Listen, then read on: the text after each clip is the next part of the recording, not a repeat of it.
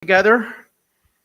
And just as a brief reminder, the last few chapters, in chapter 6, we saw that the Lord our God is God, the Lord alone. And that's verse 4 of chapter 6. And we saw in chapter 6 the uniqueness of God, of Yahweh, the God of Israel. And then in chapter 7, Moses pointed out that, reinforced really that Israel was God's chosen people. We read in verse 5, the Lord your God has chosen you to be a people for his treasured possession. And so while God is unique, God chose Israel to be his treasured possession. And then in chapter 8, we saw two things. We summed it up in the old hymn, Trust and Obey.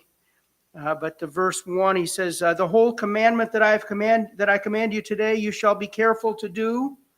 That's obey. And then in verse 2, he says that they should remember the whole way that the Lord your God has led you and trust in him because you've seen what he can do for you. You've seen what he has done in the past, and you know that he's going to be faithful in the future. So trust in him.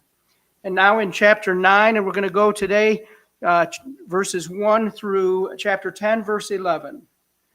And we're going to see, to sum up the chapter, we're going to see in verse 5 that, not because of your righteousness or the uprightness of your heart are you going in to possess the land.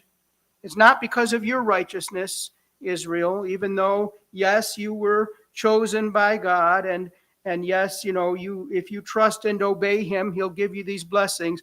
But he says now in chapter 9, don't get the idea that it's because of your righteousness. And then he's going to give them, why is it? He goes on from there. We're going to read it as we go through, but so we're going to begin again this morning, as we have been, reading the chapter together and stopping along the way.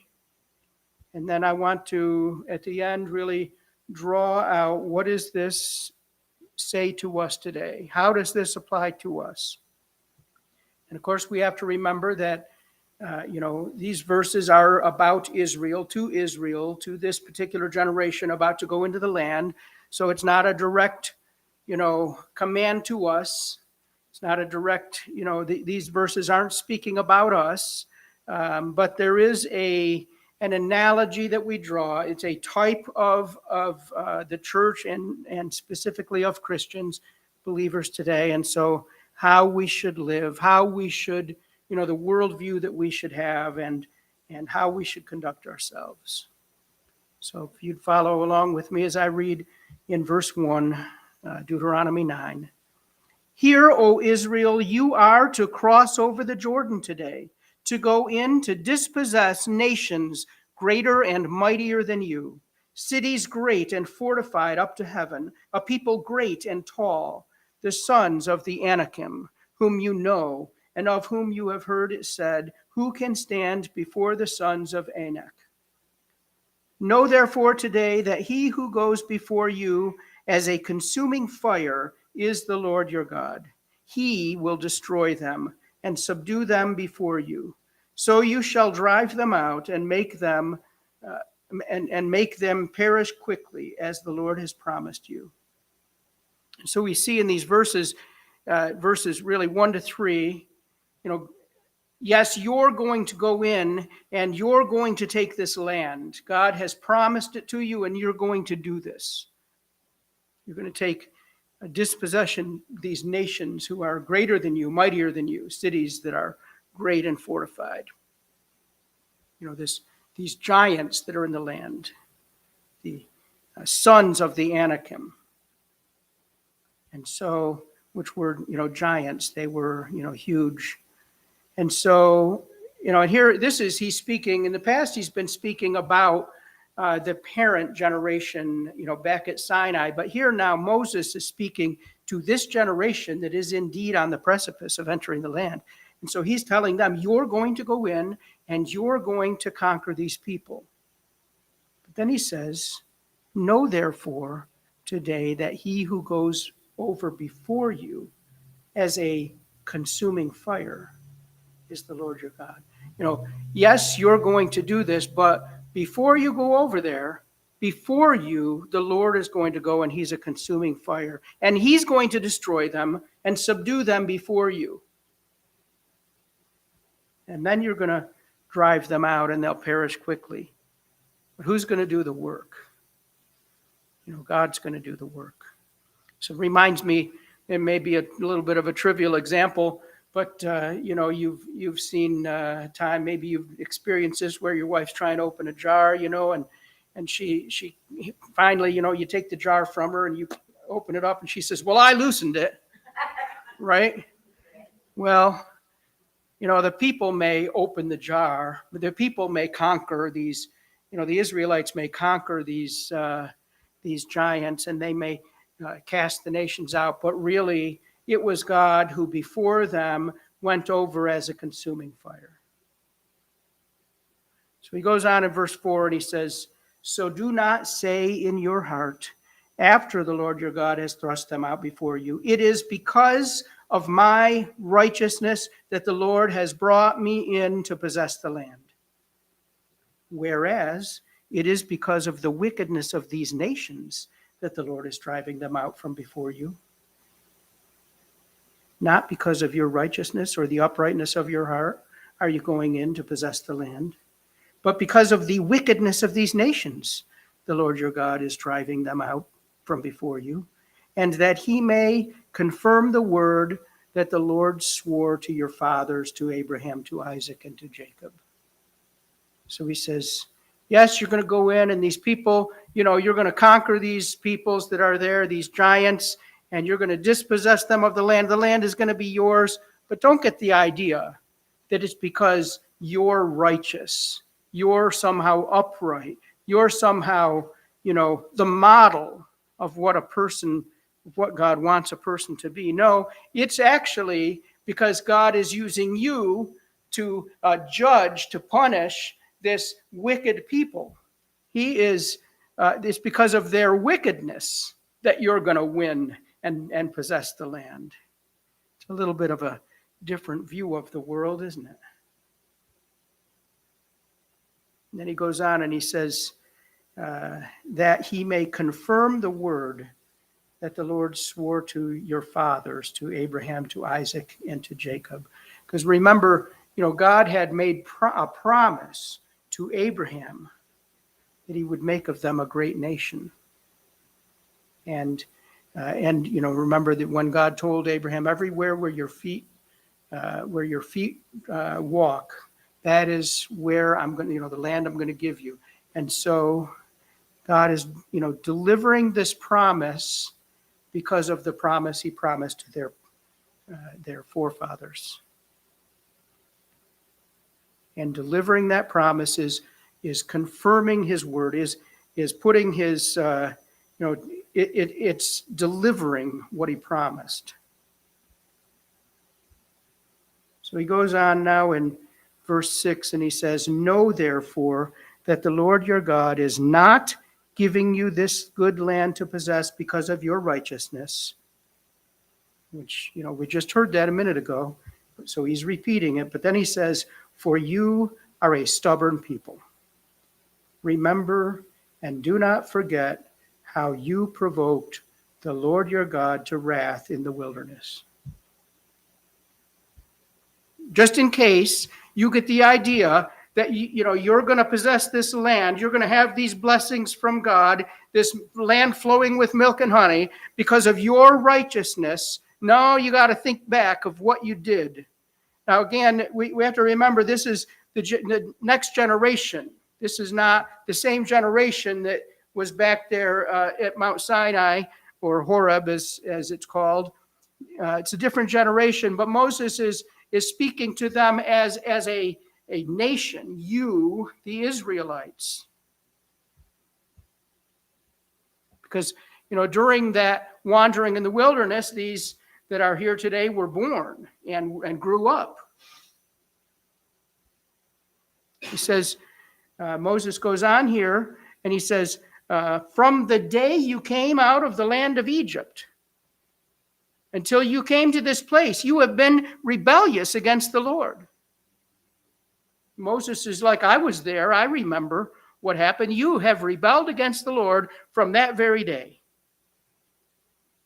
I mean, you remember when they got to the Red Sea and they were there, and they were like, Moses, now you brought us here to, here's the sea, and you brought us here to kill us. They're just here they come. Here comes Pharaoh and his army, and we're going to die.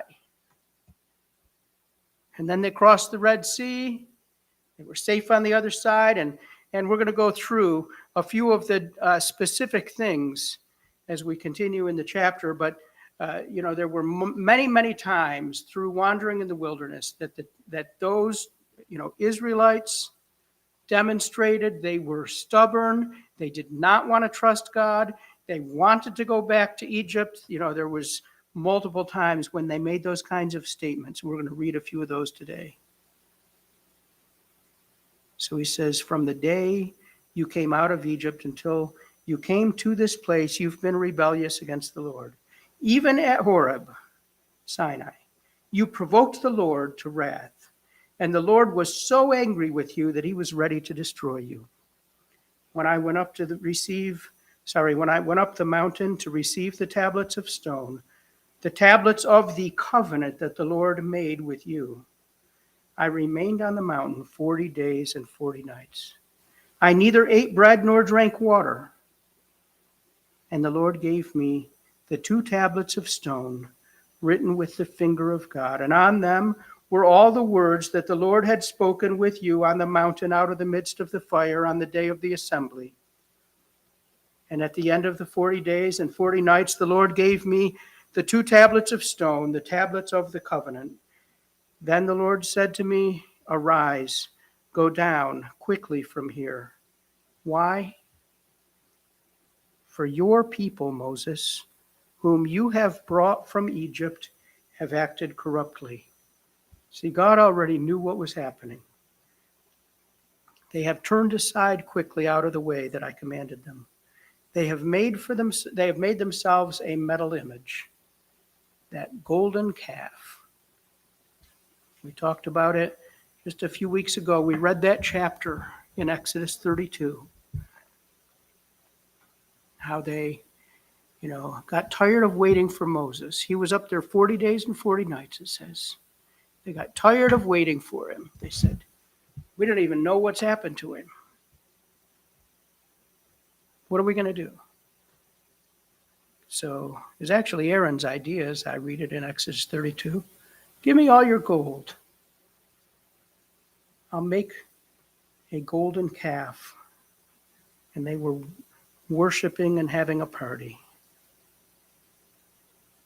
Well, Moses continues here.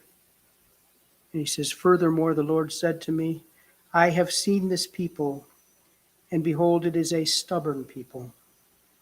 Let me alone, that I may destroy them, and blot out their name from under heaven. And I will make of you a great nation, mightier and greater than they. So I turned and came down from the mountain. And the mountain was burning with fire, and the 2 tablets of the covenant were in my hands. And I looked, and behold, you had sinned against the Lord your God. You had made yourselves a golden calf. You had turned aside quickly from the way the Lord had commanded you. So I took the 2 tablets of stone and threw them out of my 2 hands and broke them before your eyes. It's interesting, as I pondered on this week, realized the breaking of the 10 commandments had already been done before Moses threw them down. The people had already broken the commandment, and Moses threw them down, and they were literally broken.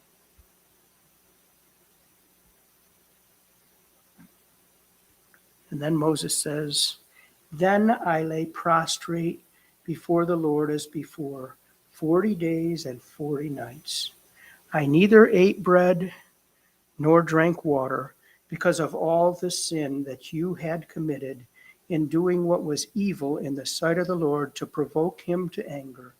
For I was afraid of the anger and hot displeasure that the Lord bore against you, so that he was ready to destroy you. But the Lord listened to me that time also. And the Lord was so angry with Aaron that he was ready to destroy him. And I prayed for Aaron also at the same time. Moses interceded for the Israelites and for Aaron specifically.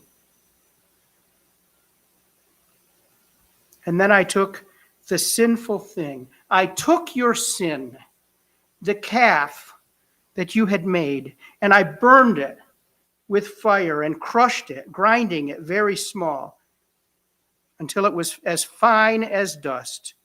And I threw the dust of it into the brook that ran down from the mountain. Moses doesn't go into the detail that we read in that other chapter, in chapter 32 of Exodus, where not only did he throw it in the water, but he made them drink of it. You're not going to forget this. It reminds me of, having my mouth washed out with soap. Only it's a little worse than that, but, this is a consequence. You're going to drink this water with this gold in it, ground up, and you're going to remember this. Probably got a stomach ache from that. See, God isn't giving you this promised land because of your righteousness, Moses is saying. In fact, you are a stubborn people. Don't forget how you provoked the Lord your God to wrath in the wilderness. And then he goes through and he reminds them of these examples. And the first one being the golden calf. And then he goes on now in verse 22, and he reminds them of some other things. He says, and I'm going to have trouble with some pronunciations, so bear with me. At Taberah also, and at Massa, and at Kibroth Hattaavah, you provoked the Lord to wrath. Now, just because these are discrete examples of what the Israelites did at that time to provoke the Lord to wrath, I'm going to read a couple of passages. First, we're going to look at Numbers 11, 1 through 3. Numbers 11, 1 through 3. And the people complained in the hearing of the Lord about their misfortunes. And when the Lord heard it, his anger was kindled, and the fire of the Lord was burned among them and consumed some outlying parts of the camp. Then the people cried out to Moses, and Moses prayed to the Lord, and the fire died down. So the name of the place was called Taberah, because the fire of the Lord burned among them. See, the name of the place, they named the place because of the event that occurred there. They did this on purpose. Moses did this on purpose so that they would remember back. Every time they said the name of that place, they would remember back to what had happened there. They were complaining about the Lord, or complaining to the Lord of their misfortunes. Misfortunes. If we believe that God is sovereign, then there's no such thing as a misfortune, is there? There is what God is orchestrating in order to shape us and mold us into his image. Was it so bad? God had proven to them that he would provide for them. He led them out of Egypt after the 10 plagues. He delivered them. He delivered them across the Red Sea. And then he provided food and water for them throughout the wilderness. He did allow them to get hungry. It's not a bad thing. It's something that allows us to recognize our need for him.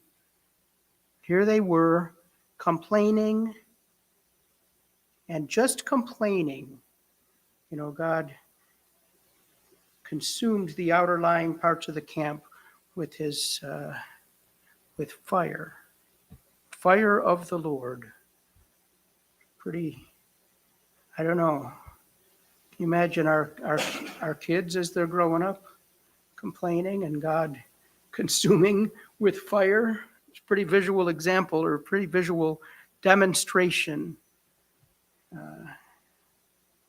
of what God really expects of us.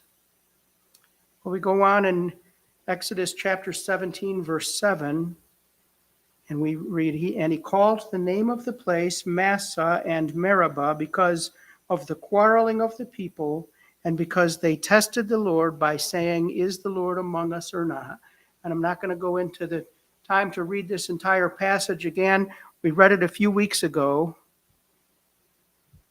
And this is where they didn't have water. And they were complaining to Moses. They were thirsty. And Moses said, why are you complaining? And then, he had Moses strike the rock with his rod, and he provided water. But because of their complaining and their lack of trust that God was going to provide for them, they named the name of the place Massah and Meribah. And so here in this verse 22, he has reminded them of Taberah and has reminded them of Massah. And now we come to Kibroth Hattaavah, if I'm pronouncing that correctly. We're going to go back to Numbers chapter 11, and we're going to continue in verse 4.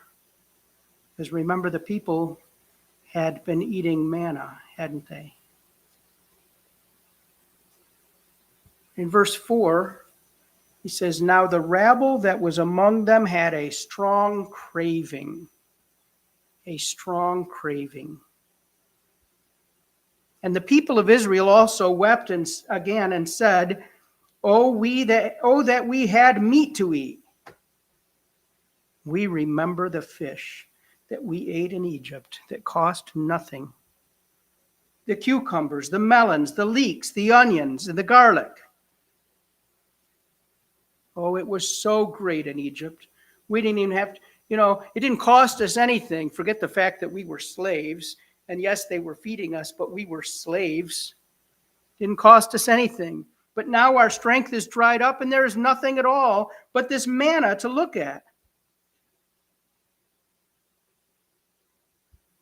Now, I'm going to look at what is the manna. So Numbers 11, Moses goes on and tells us a little bit about the manna. He says, now the manna was like a coriander seed.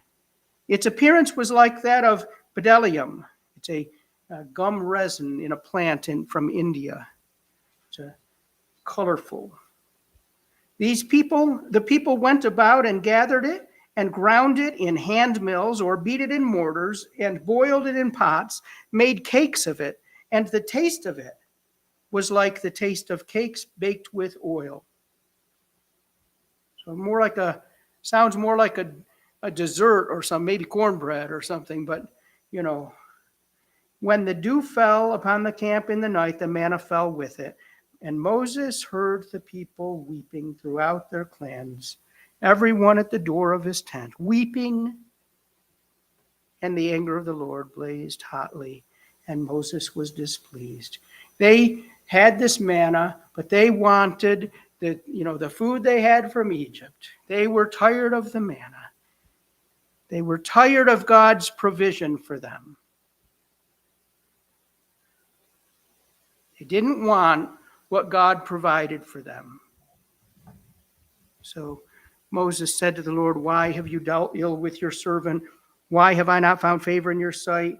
You lay all the burden of all this people on me. Did I conceive all this people? Did I give birth that you should say to me, carry them in your bosom as a nurse carries her nursing child? They're like babies. Let the baby have his bottle. You ever hear that expression when you were a kid? Carry them in your bosom as a child, as a nurse carries a nursing child to the land that you swore to give their fathers. Where am I to get meat, Moses says, to give all this people? For they weep before me and say, give us meat and that we may eat. So here God has provided, and the description of the manna, it doesn't sound so bad. I mean, sure, I can understand eating the same thing, day after day might be something that would, but you're out in the desert and you're going to die or you're going to eat. What are you going to do? Well, down a few verses in verse 31. Then a wind from the Lord sprang up, and it brought quail from the sea, and let them fall beside the camp, about a day's journey on this side and a day's journey on the other side, around the camp. And about 2 cubits above the ground, there was some quail. And the people rose all that day and all night and all the next day and gathered the quail. Those who gathered least gathered 10 homers, and they spread them out for themselves all around the camp, while the meat was yet between their teeth before it was consumed. The anger of the Lord was kindled against the people. The Lord struck down the people with a very great plague. Therefore, the name of that place was called Kibroth Hattaavah, because they were there, they buried the people who had the craving. The craving. See, God wasn't providing the quail as a provision. He had already provided a provision for them. Manna. They weren't satisfied. They had a craving. And so God said, well, are you going to obey me or not? And there were quail, and the craving was so great, they couldn't resist. So here Moses is in verse 22, and he's reminding them of the times that they provoked the Lord to wrath. And in each case, they were not trusting God. They were not accepting God's provision. It wasn't good enough for them. They wanted something different, something more. In verse 23, and when the Lord sent you from Kadesh Barnea, saying, go up and take possession of the land that I've given you, then you rebelled against the commandment of the Lord your God and did not believe him or obey his voice. Once again, this refers back to that time when God had said, you're going to go into the land, and Moses said, well, let's send a spy from each tribe. That wasn't God's command to send the spies. That was Moses' idea. But the spies, Moses' idea wasn't to see whether we could go into the land. He said, spy it out and let's make a plan. I don't think that's a bad thing. Well, the spies, as we know, 10 of them went in and saw the giants, and they said, we can't do it. So Moses agreed not to go into the land. The spies said, no, we can't go in. They did not trust God. They did not obey God. Trust and obey. If they were trusting him, they would have obeyed him, but they weren't. We read that a few weeks ago as well. I'm not going to go into great detail on that this morning, but he says in verse 24, you have been rebellious against the Lord from the day that I knew you. It's quite the indictment, is it not? You've been rebellious against the Lord from the day I knew you. But verse 25, he says, So I lay prostrate before the Lord before the Lord for these 40 days and 40 nights, because the Lord had said he would destroy you. And I prayed to the Lord, O Lord God, do not destroy your people and your heritage, whom you have redeemed through your greatness, whom you have brought out of Egypt with a mighty hand. Remember your servants, Abraham, Isaac, and Jacob. Do not regard the stubbornness of this people or their wickedness or their sin, lest the land from which you brought us say, so Egypt, the land from which you brought us, say, because the Lord was not able to bring them into the land that he promised them, and because he hated them, he has brought them out to put them to death in the wilderness. For they are your people and your heritage, whom you brought out by your great power and by your outstretched arm. And so here Moses is it sounds like he's reminding God. It's as if God forgot. Well, God didn't forget. We know that. He's reminding God, they're your heritage. You gave this promise to their forefathers. Don't allow their sin to keep you from keeping your promise to them.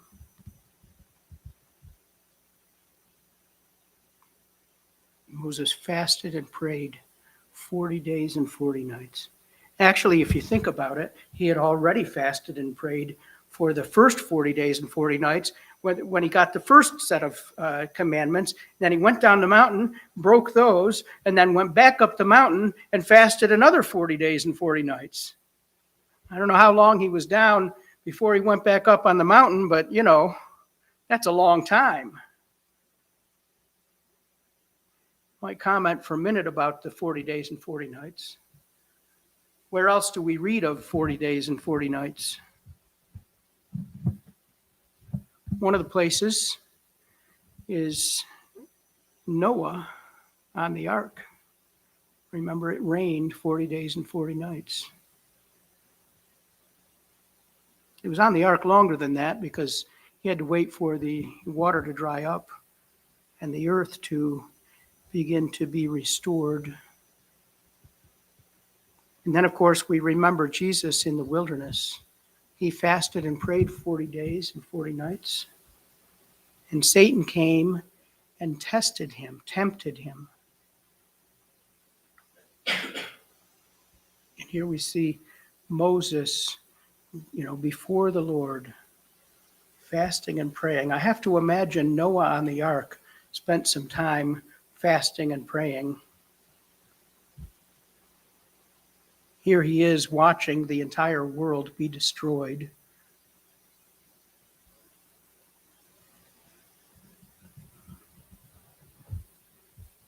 He was probably praying. Wouldn't you be praying if you were on the ark? Just because you're on the ark, you might not feel like you're home free. Have you ever been out on the ocean? I haven't like that. We've been out on a fishing boat one time, but not like out in the middle of the ocean. You're at the mercy of the sea. Well, Moses mediated to the Lord on behalf of the Israelites.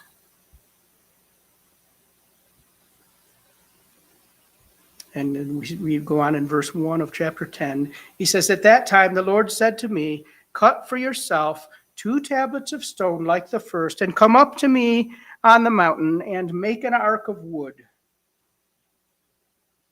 An ark of wood. "And I will write on the tablets the words that were on the first tablets that you broke, and you shall put them in the ark." So I made an ark of acacia wood, and cut 2 tablets of stone like the first, and went up the mountain with the 2 tablets in my hand, and he wrote on the tablets the same thing, the same writing as before, the 10 commandments, the Decalogue. that the Lord had spoken to you on the mountain out of the midst of the fire on the day of the assembly. And the Lord gave them to me. Then I turned and came down from the mountain and put the tablets in the ark that I had made. I can just imagine Moses there and pointing to the ark, and he says, and there they are, as the Lord commanded me. This is a renewal of the covenant that God had made. The Ten Commandments were the foundation of the covenant that he had made with Moses and the children of Israel. And the fact that they were broken, and yet God, Moses interceded and mediated, and then God said, cut 2 more tablets of stone, and then make an ark of wood. It's a renewal of that covenant. What a blessing that he renewed that covenant that day. Now we come to a few verses that are parenthetical in a sense, but there's an important meaning here. So verse 6, the people of Israel journeyed from Beeroth Ben Jachin to Moserah, and there Aaron died. And there he was buried, and his son Eleazar ministered as priest in his place. From there they journeyed to Gadgadah, and from Gadgadah to Jotbathah, a land with brooks of water. At that time the Lord set apart the tribe of Levi to carry the ark of the covenant of the Lord, to stand before the Lord to minister to him, and to bless in his name to this day. Therefore Levi has no portion or inheritance with his brothers. The Lord is his inheritance, as the Lord your God said to him. So here, while he's talking about the ark, then he pauses and he points out, okay, so Aaron had sinned in making the golden calf, and then he died, but the priestly line continues because Moses and Aaron were both Levites, the tribe of Levi, and so, but God set them apart to carry the ark. The ark, this symbol of deliverance, of atonement. That's what God did for Noah with the ark, was he delivered him from the destruction, from the judgment. And so here this ark is the symbol of deliverance from the judgment. It's interesting, and we're going to read in just a moment about the ark. Really some interesting things about it. And maybe we'll study it in more detail on another day, but just going to read a little bit of it. But here this is really the most vivid symbol of God's mercy, God's salvation. Exodus 25, 17 to 22, God tells Moses, you shall make a mercy seat of pure gold. 2 cubits and a half shall be its length, and 1.5 cubits its breadth. And you shall make 2 cherubim of gold of hammered work shall you make them, and on the 2 ends of the mercy seat. Make 1 cherub and the other end, on the one end, and 1 cherub on the other end. Of one piece with the mercy seat shall you make the cherubim on its 2 ends. The cherubim shall spread out their wings above, overshadowing the mercy seat with their wings, their faces one to another, toward the mercy seat shall the faces of the cherubim be. And you shall put the mercy seat on top of the ark. And in the ark you shall put the testimony that I shall give you, the commandments. There I will meet with you. And from above the mercy seat, from between the 2 cherubim that are on the ark of the testimony, I will speak with you about all that I will give you in commandment for the people of Israel.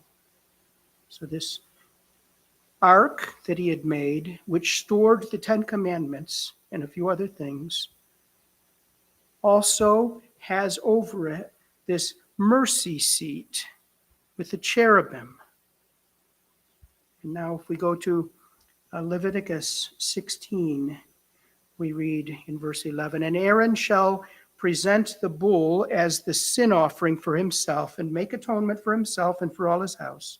He shall kill the bull as a sin offering for himself, and he shall take a censer full of coals of fire from the altar before the Lord, and 2 handfuls of sweet incense beaten small, and he shall bring it inside the veil, and put the incense on the fire before the Lord, and that the cloud of the incense may cover the mercy seat that is over the testimony, so that he does not die. And he shall take some of the blood of the bull and sprinkle it with his finger on the front of the mercy seat on the east side, and in front of the mercy seat he shall sprinkle some of the blood with his finger 7 times. Then he shall kill the goat of the sin offering that is for the people, and bring its blood inside the veil, and do with its blood as he did with the blood of the bull, sprinkling it over the mercy seat and in front of the mercy seat. And he shall make atonement for the holy place because of the uncleanness of the people of Israel, and because of their transgression, all their sins. And so shall he do for the tent of meeting, which dwells with them in the midst of their uncleanness. No one may be in the tent of the meeting from the time he enters to make atonement in the holy place until he comes out and has made atonement for himself and for his house and for all the assembly of Israel."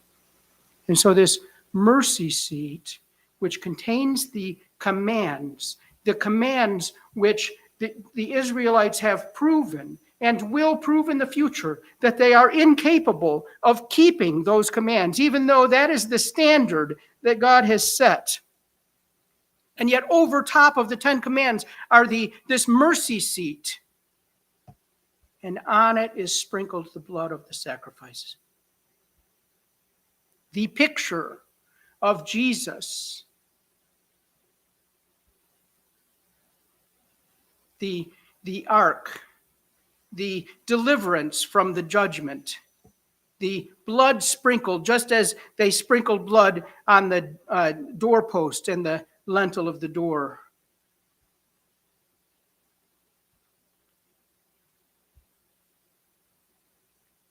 So even though they had sinned and Moses rehearsed, listed out what they had done to grieve God's Spirit, he said, it's not because of your righteousness that you're going to possess the land, that you're going to conquer these peoples. It's not because of your righteousness. It's because of his mercy. And so we conclude the reading of the passage in verse 10. He says, "I myself stayed on the mountain as at the first time, 40 days and 40 nights, and the Lord listened to me that time also. The Lord was unwilling to destroy you. And the Lord said to me, Arise, go on your journey at the head of the people, so that they may go in and possess the land which I swore to their fathers to give them." Because Moses mediated and lay prostrate before the Lord, prayed and fasted, and because the Lord, because of his own mercy, his own love for them, his own commitment that he had made, what he had sworn to Abraham, Isaac, and Jacob, and because because there was a way that they could be atoned for, not because of their righteousness. See, God provides for us. He takes care of us. He goes before us.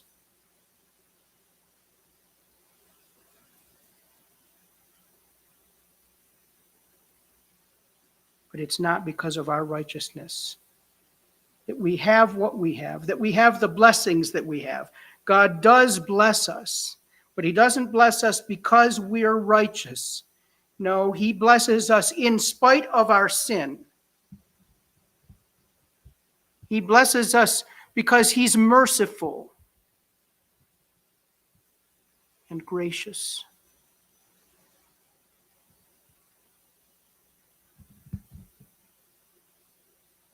And we'll close with this. I realize I've gone for a long time here, sweetheart.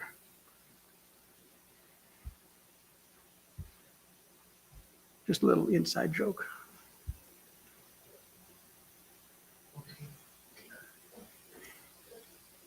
This brought to mind Titus 3, really verse 5, but I'll read 4 through 7.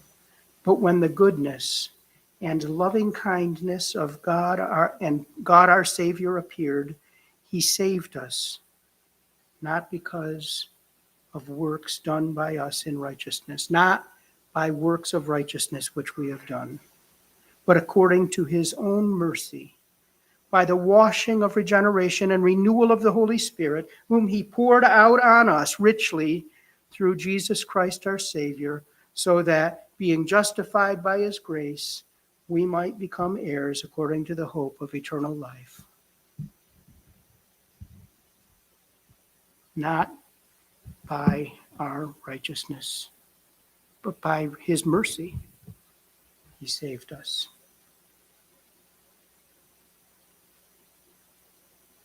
Now, Moses here gives the children of Israel a very vivid reminder of, the fact that it's not their righteousness.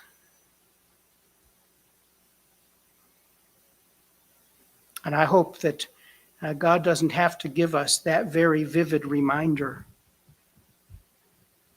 But really, that's a truth that we should remind ourselves of really daily.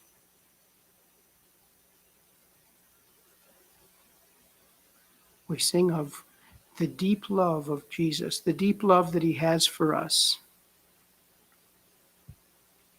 A love that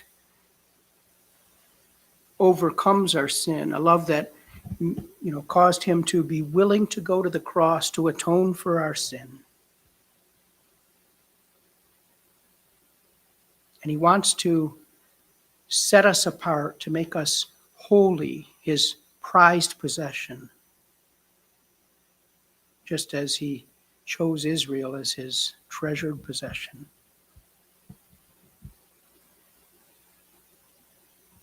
So this atonement isn't just for a fire escape out of hell. It's we are, being transformed. We are being changed daily. We want to walk with him. We love him, and because we love him, we want to obey him and to seek him. But that only happened because we've already been saved. We've already been atoned for. Well, let's go before the throne together.